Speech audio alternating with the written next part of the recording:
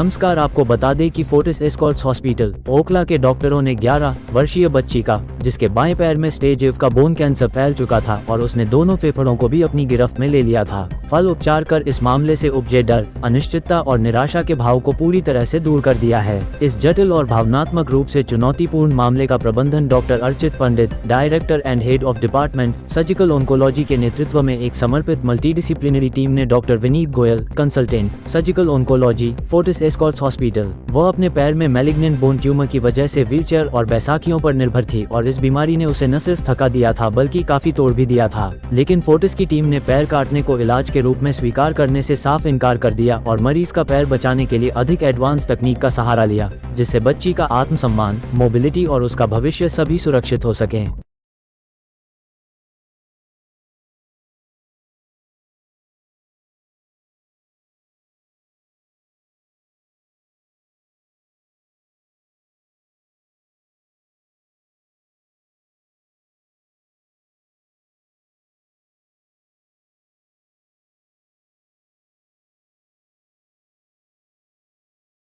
Doctor Archit, क्या लग रहा है ऐसी बीमारियां बाई बर्थ होती हैं या ये क्यों हो जाती हैं ऐसी बीमारियां, इसका रीजन क्या मानते हैं आप?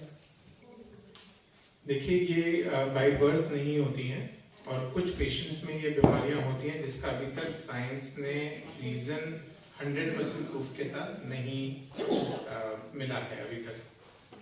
कुछ पेशेंट्स में 10 से 15 पेशेंट्स में कुछ बीमारियां जेनेटिक एसोसिएटेड होती हैं, not the bone but otherwise, and बाकी रूटीनली जो कैंसर्स के कॉमन रीजंस होते हैं वो टोबैको, अल्कोहल, बट इस बच्चे में 11 साल के बच्चे में ऐसा कोई रीजन है नहीं जिससे हम ये कहें कि ये कैंसर क्यों हुआ। सर, एक क्वेश्चन है, ये जो लंग्स की सर्जरी कि पैर आपको प्रिजर्व करने थे, है ना, तो लंग्स की सर्जरी की जरूरत क्यों हुई?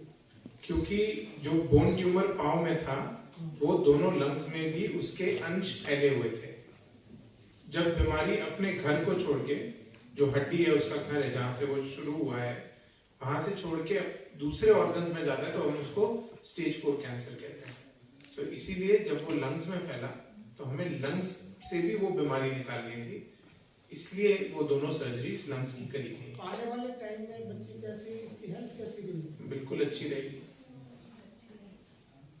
आप देखिए बच्ची की स्माइल और पॉजिटिविटी देख के ही पता चल रहा है। इस तरह की घटनाएं क्या और भी पहले भी हुई है या आप पहले?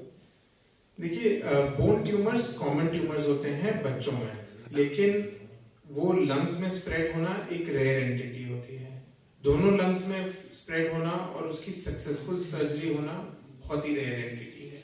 तो ये एक जरूरी चीज है समझना कि स्टेज 4 कैंसर हम बोल के हम सोचते हैं कि भाई कैंसर बहुत ज्यादा डेडली बीमारी है। आज हम उसको ट्रीट कर पा रहे हैं क्योंकि ये मल्टीपल चीजें, टेक्नोलॉजी, जागरूकता, सपोर्ट, फाइनेंशियल हेल्थ, ये सब चीजें जब साथ में आती हैं तो मिरेकल्स होते हैं, और ये एक मिरेकल ही है हमारे लिए।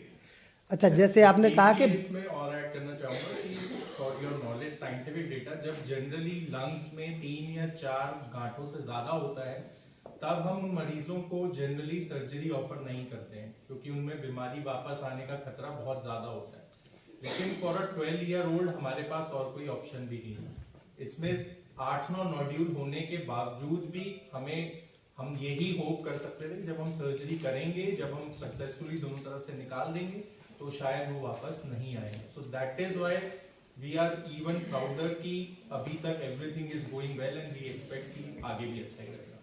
अच्छा डॉक्टर विनीत, क्या कैसे पेरेंट्स को पता लगे कि इस बच्चे में ये बीमारी उठ रही है, क्योंकि आप कह रहे हैं स्टेज 4 तक पहुंच गया, तो स्टेज 1, 2 और 3 तक क्यों नहीं डॉक्टरों ने बताया कि ये बीमारी इस तरीके की फैल रही है, आप इसका इलाज कराओ? देखिए, वो फर्स्ट स्टेप तो पेरेंट्स या बच्चों को ही देखना होता है। जनरली ये पेशेंट जो होते हैं पेन के साथ प्रेजेंट करते हैं या पैर में कोई स्वेलिंग गांठ होनी शुरू हो जाती है, कई बार कोई चोट लग गई उसकी वजह से दर्द हुआ तो वहां जाके पता चला कि जांच हुई, एक्सरे हुआ तो उसके अंदर पता चलता है। तो स्टेज ये हम ये एक जागरूकता की बात है कि कोई भी पैर में अगर स्वेलिंग है, कोई गांठ है, हड्डी आपका पैर थाई एकदम से बड़ी होती जा रही है, जो गांठ चोट लगने के बाद भी चाहे 15 दिन 20 दिन हो गए हैं उसके बाद भी कम नहीं हो रही है, तो ये हम सबको ध्यान रखने की जरूरत है कि फिर आपको फिजिशियन को या डॉक्टर को दिखाना है। अच्छा, ये किस उम्र से ऑलमोस्ट ये शुरुआत हो जाती है बच्चे में, और या कोई खान पान से इसका कोई लेना देना है कि खाने पीने फर्स्ट से? क्वेश्चन का आंसर यही है कि इसका जो बानी का केस का जो ट्यूमर है जिसको हम ऑस्टियोसार्कोमा कहते हैं, इसकी 2 एज ग्रुप्स हैं। पहला एज ग्रुप यही है जहां 10 to 20 इयर्स का एज ग्रुप सबसे ज्यादा कॉमन होता है, 10 to 25, and second age group is after 40।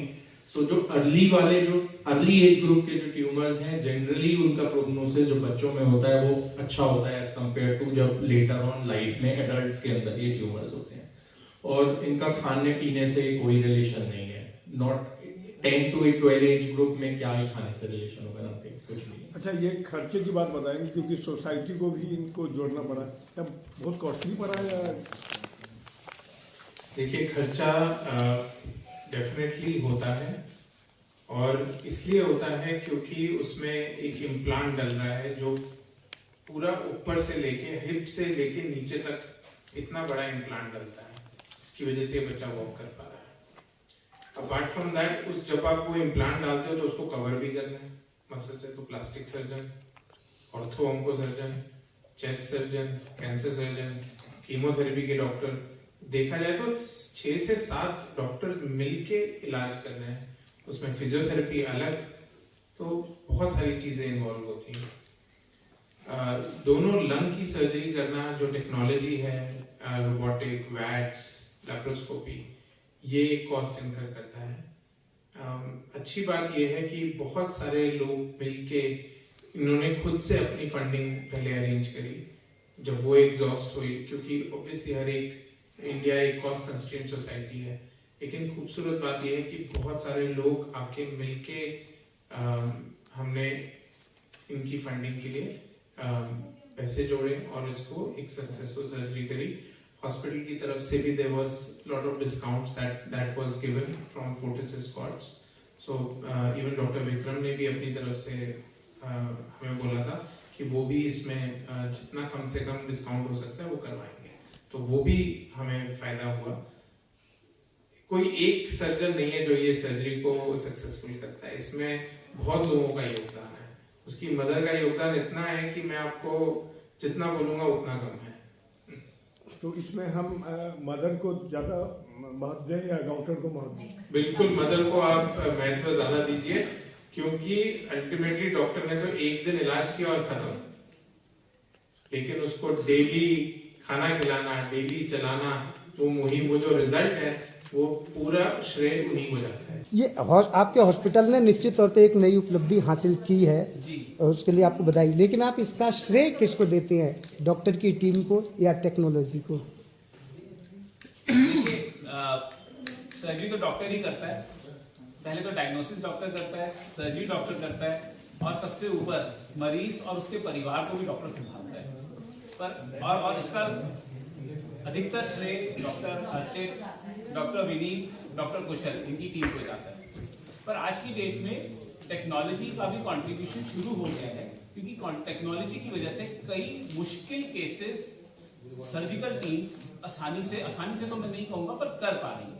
Robotic की डॉक्टर साहब ने बात की थी कि रोबोट को चलाने वाला तो इंसान ही होता है, सर्जन ही होता है, पर रोबोट से आप कई गहरे हिस्सों में पहुंच सकते हैं। सो कंट्रीब्यूशन दोनों का है, सर्जन का भी और टेक्नोलॉजी का भी।